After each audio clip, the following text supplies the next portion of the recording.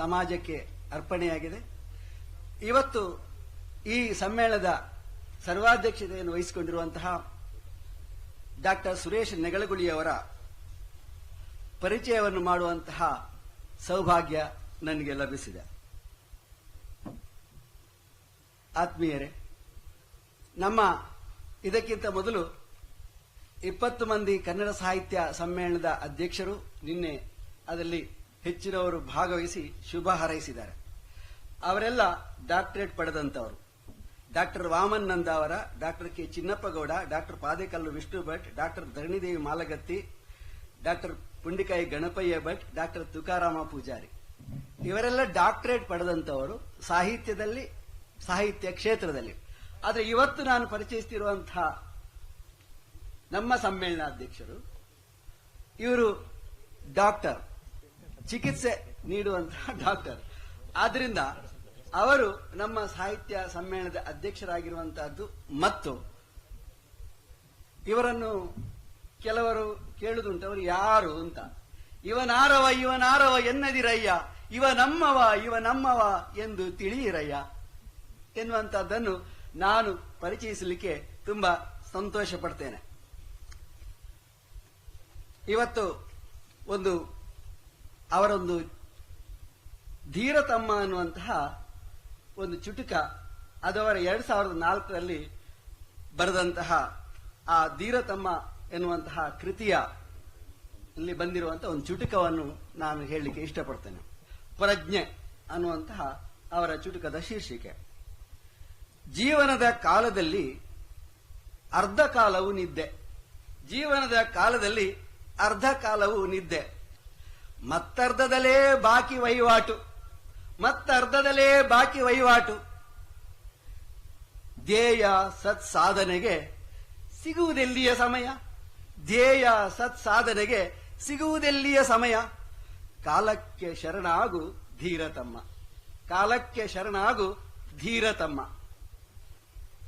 ಇವರು ವೃತ್ತಿಯಲ್ಲಿ ವೈದ್ಯರಾಗಿರೋ ಜೊತೆಗೆ ಈ ಒಂದು ಇರುವಂತಹ ಸಮಯವನ್ನು ಸಾಹಿತ್ಯ ಕ್ಷೇತ್ರದಲ್ಲಿ ತೊಡಗಿಸಿಕೊಂಡು ಸಾಹಿತ್ಯ ಲೋಕದಲ್ಲಿ ಕೂಡ ಡಾಕ್ಟರ್ ಧರಣಿದೇವಿ ಮಾಲಗತ್ತಿಯವರು ಹೇಳಿದರು. ಇವತ್ತು ಅಂತರ್ಜಾಲದಲ್ಲಿ ಯಾವ ನೀವು ಸಾಹಿತ್ಯದ ಗ್ರೂಪ್ ತೆಗೆದು ನೋಡಿದ್ರು ಕೂಡ ಅದರಲ್ಲಿ ನಮ್ಮ ಡಾಕ್ಟರ್ ಸುರೇಶ್ ನೆಗಳಗುಳಿ ಅವರು ಇದ್ದಾರೆ. ಅವರೊಂದ್ಸಲ ಹೇಳಿದ್ರು, ನನಗೆ 50ಕ್ಕಿಂತ ಹೆಚ್ಚು ಸಾಹಿತ್ಯದ ಗ್ರೂಪ್ಗಳಿವೆ, ಅದರಲ್ಲಿ ನಾನು ಇದ್ದೇನೆ ಅಂತ. ಆದ್ರಿಂದ ಅದರ ಜೊತೆಗೆ ಹಲವಾರು ಕೃತಿಗಳನ್ನು ಅವರು ಕನ್ನಡಕ್ಕೆ ಕೊಟ್ಟಿದ್ದಾರೆ. ಅವರ ಸಂಕ್ಷಿಪ್ತ ಪರಿಚಯವನ್ನು ನಾನು ನಿಮ್ಮ ಮುಂದೆ ತಿಳಿಸುವುದಕ್ಕೆ ಇಷ್ಟಪಡ್ತೇನೆ. ಧೀರತಮ್ಮನ ಕಬ್ಬ ಇದು ಒಂದು. ಆಮೇಲೆ ಗೋಗೀತೆ ಅನ್ನುವಂತಹ ಇನ್ನೊಂದು ಚುಟುಕುಗಳ ಸಂಕಲನ. ಆಮೇಲೆ ಧೀರತಮ್ಮನ ಕಬ್ಬ ಅನ್ನುವಂತಹದ್ದು ಪುನರ್ಮುದ್ರಣ ಆಯಿತು. ಒಂದ್ಸಲ ಆಗಿ ಮತ್ತೆ ಪುನಃ ಬೇಡಿಕೆ ಬಂತು, 2ನೇ ಸಲ ಅದನ್ನು ಮುದ್ರಣ ಮಾಡಿದ್ದಾರೆ. ಆಮೇಲೆ ಕೆಲವು ವರ್ಷಗಳ ಹಿಂದೆ ತುಷಾರದಲ್ಲಿ ಒಂದು ಚಿತ್ರಕವನಗಳು ಬರ್ತಾ ಇತ್ತು. ಅದರಲ್ಲಿ ಪ್ರತಿ ಚಿತ್ರಕವನದಲ್ಲಿ ಇವರು ಭಾಗವಹಿಸುವುದು, ಪ್ರಥಮ ಬಹುಮಾನ ಇವರಿಗೆ. ಅಂತಹ ಆ ತುಷಾರ ಬಿಂದುವಿನಲ್ಲಿ ಬಂದಂತಹ ಎಲ್ಲ ಒಂದು ಕವನಗಳನ್ನು ಸಂಗ್ರಹಿಸಿದ್ದಾರೆ. ಅದು ಸಹ ಪುನರ್ಮುದ್ರಣ ಆಯಿತು. ಆಮೇಲೆ ಇತ್ತೀಚೆಗೆ ಆಕಾಶವಾಣಿಯಲ್ಲಿ ಪಡುಗಡಲ ತೆರೆಮಿಂಚು ಅನ್ನುವಂತಹ ಒಂದು ಕೃತಿಯ ಬಗ್ಗೆ ವಿಮರ್ಶೆ ನಡೆಯಿತು. ಅದು ಗಜಲ್ ಕೃತಿ. ಬಹುಶಃ ಕನ್ನಡದಲ್ಲಿ ಇವತ್ತು ದಕ್ಷಿಣ ಕನ್ನಡದಲ್ಲಿ ಗಜಲ್ ಕವಿ ಅಂತ ಗುರುತಿಸಲ್ಪಟ್ಟಂತವರಿದ್ರೆ ಅದು ಡಾಕ್ಟರ್ ಸುರೇಶ್ ನೆಗಳಗುಳಿ. ತುಂಬಾ ಜನರಿಗೆ ತರಬೇತಿಯನ್ನು ಕೊಟ್ಟಿದ್ದಾರೆ, ಅವರ ಶಿಷ್ಯರು ತುಂಬಾ ಜನ ಇದ್ದಾರೆ. ಆದ್ರಿಂದ ಗಜಲ್ ಕವಿ ಅನ್ನುವಂತಹ ಹೆಸರು ಇವತ್ತು ಇರುವುದಾದ್ರೆ ಅದು ಡಾಕ್ಟರ್ ಸುರೇಶ್ ನೆಗಳಗುಳಿಯವರು. ಅವರ ಕೃತಿ ಪಡುಗಡಲ ತೆರೆಮಿಂಚು ಅನ್ನುವಂತಹ ಕೃತಿ. ಇದರಲ್ಲಿ ಸುಮಾರು 100ಕ್ಕಿಂತಲೂ ಹೆಚ್ಚು ಗಜಲ್ಗಳಿವೆ. ರೂಬಾಯಿಯನ್ನು ಬರೆಯುವುದರಲ್ಲಿ ಇವರು ಎತ್ತಿದ ಕೈ, ಚುಟುಕಿನಲ್ಲಿಯೂ ಹಾಗೆ ಎತ್ತಿದ ಕೈ. ಆದ್ರಿಂದಲೇ ಇವರಿಗೆ ಚುಟುಕು ಜಿಲ್ಲಾ ಸಾಹಿತ್ಯ ಪರಿಷತ್ತಿನ ಮಂಗಳೂರು ಘಟಕದ ಅಧ್ಯಕ್ಷರಾಗಿದ್ದರು. ಆಮೇಲೆ ಕೇಂದ್ರ ಕನ್ನಡ ಸಾಹಿತ್ಯ ವೇದಿಕೆಯ ಜಿಲ್ಲಾಧ್ಯಕ್ಷರಾಗಿ ಕಾರ್ಯನಿರ್ವಹಿಸ್ತಾ ಇದ್ದಾರೆ. ಇನ್ನು ತುಂಬಾ ಚುಟುಕುಗಳಲ್ಲಿ ಕೂಡ ಇದ್ದಾರೆ. ಆದ್ರಿಂದ ಅದು ಎಲ್ಲವನ್ನು ನಾನು ಹೇಳಲಿಕ್ಕೆ ಹೋಗುವುದಿಲ್ಲ. ಆದರೂ ಕೂಡ ಅವರ ಒಟ್ಟು ಸಂಕ್ಷಿಪ್ತ ಪರಿಚಯವನ್ನು ಮಾಡುವುದಕ್ಕೆ ನಾನು ಇಷ್ಟಪಡ್ತೇನೆ. ಡಾಕ್ಟರ್ ಸುರೇಶ ನೆಗಳಗುಳಿಯವರು ದಕ್ಷಿಣ ಕನ್ನಡ ಜಿಲ್ಲೆ ಬಂಟ್ವಾಳ ತಾಲೂಕಿನ ಜೋಡು ಮಾರ್ಗದ ಕೈಕುಂಜೆಯಲ್ಲಿ ನಿರ್ಮಾಣವಾಗುತ್ತಿರುವಂತಹ ನೂತನ ಕನ್ನಡ ಭವನದ ಈ ಸಂದರ್ಭದಲ್ಲಿ ವಿದ್ಯಾಭ್ಯಾಸವನ್ನು ಹಿರಿಯ ಪ್ರಾಥಮಿಕ ಶಾಲೆ ಅಡ್ಯನಡ್ಕ, ಜನತಾ ಪ್ರೌಢಶಾಲೆ ಅಡ್ಯನಡ್ಕ ಮತ್ತು ಪಿಯುಸಿ ವಿದ್ಯಾಭ್ಯಾಸವನ್ನು ಲೋಕಸೇವಾ ಸಂಸ್ಥೆಗಳು ಅಳಿಕೆಯಲ್ಲಿ ಮಾಡಿ ಆಯುರ್ವೇದ ಪದವಿಯನ್ನು ಉಡುಪಿಯಲ್ಲೂ, ಆಧುನಿಕ ವೈದ್ಯ ಪದವಿ ಮತ್ತು ಶಸ್ತ್ರಚಿಕಿತ್ಸೆಯಲ್ಲಿ ಸ್ನಾತಕೋತ್ತರ ಪದವಿಯನ್ನು ಬೆಂಗಳೂರಿನಲ್ಲಿಯೂ ಅಭ್ಯಾಸ ಮಾಡಿರುತ್ತಾರೆ. ಮಣಿಪಾಲದ FAGE ಎಂಬ ಫೆಲೋಶಿಪ್ ಅನ್ನು 1981ರಲ್ಲಿ ಸಂಪಾದಿಸಿದರು. ಪದವಿಯಲ್ಲಿ 6ನೇ ರ್ಯಾಂಕ್ ಪಡೆದ ಶ್ರೀಯುತರು ಭಟ್ಕಳದ ಪ್ರಸಿದ್ಧ ವೈದ್ಯ ಡಾಕ್ಟರ್ ಚಿತ್ತರಂಜನ್ ಹಾಗೂ ಉಡುಪಿಯ ಚರ್ಮರೋಗ ತಜ್ಞ ಡಾಕ್ಟರ್ ರಾಮ ಮೂಲೆಯಲ್ಲಿದೆ ಸ್ವಂತ ಚಿಕಿತ್ಸಾಲಯವನ್ನು ನಡೆಸಿ ತದನಂತರ ಕೊಪ್ಪದಲ್ಲಿ 10 ವರ್ಷ, ಮೂಡುಬಿದ್ರೆಯಲ್ಲಿ 15 ವರ್ಷ ಪ್ರಾಂಶುಪಾಲರಾಗಿಯೂ ಕಾರ್ಯನಿರ್ವಹಿಸಿದ್ದಾರೆ. ಶರನೂರಿನಲ್ಲಿ 5 ವರ್ಷ ಸ್ನಾತಕೋತ್ತರ ಪದವಿ ಮುಖ್ಯಸ್ಥರಾಗಿಯೂ ದುಡಿದು ಪ್ರಸ್ತುತ ಮಣಿಪಾಲದ ಮುನಿಯಾಲ್ ಆಯುರ್ವೇದ ಕಾಲೇಜಿನಲ್ಲಿ ವಿಭಾಗ ಪ್ರಮುಖರಾಗಿ ಸೇವೆ ಸಲ್ಲಿಸುತ್ತಿದ್ದಾರೆ. ಹಲವಾರು ವೈದ್ಯಕೀಯ ಸಮ್ಮೇಳನಗಳಲ್ಲಿ ಸಂಘಟನೆ, ಪ್ರಬಂಧ ಮಂಡಿಸಿರುವುದು ಇವರ ಕೀರ್ತಿಗೆ ಇನ್ನೊಂದು ಗರಿ. ರಾಜೀವ ಗಾಂಧಿ ಆರೋಗ್ಯ ವಿಶ್ವವಿದ್ಯಾಲಯ, ಮಂಗಳೂರು ವಿಶ್ವವಿದ್ಯಾಲಯ, ಕುವೆಂಪು ವಿಶ್ವವಿದ್ಯಾಲಯಗಳಲ್ಲೂ ವಿವಿಧ ಶೈಕ್ಷಣಿಕ ಹುದ್ದೆಗಳನ್ನು ನಿಭಾಯಿಸಿದ್ದಾರೆ. ಹಲವಾರು ರಾಜ್ಯ, ಅಂತಾರಾಜ್ಯ ವೈದ್ಯ ವಿದ್ಯಾರ್ಥಿಗಳ ಪರೀಕ್ಷಕರಾಗಿಯೂ ಇವರು ದುಡಿದಿದ್ದಾರೆ. ಹಲವಾರು ವೈದ್ಯ ಲೇಖನಗಳನ್ನು ಪ್ರಕಟಿಸಿರುವ ಶ್ರೀಯುತರು ವೈದ್ಯಕೇತರ ಕನ್ನಡ ಸಾಹಿತ್ಯದಲ್ಲಿ ಸಾಕಷ್ಟು ಕೃಷಿ ಮಾಡಿರುತ್ತಾರೆ.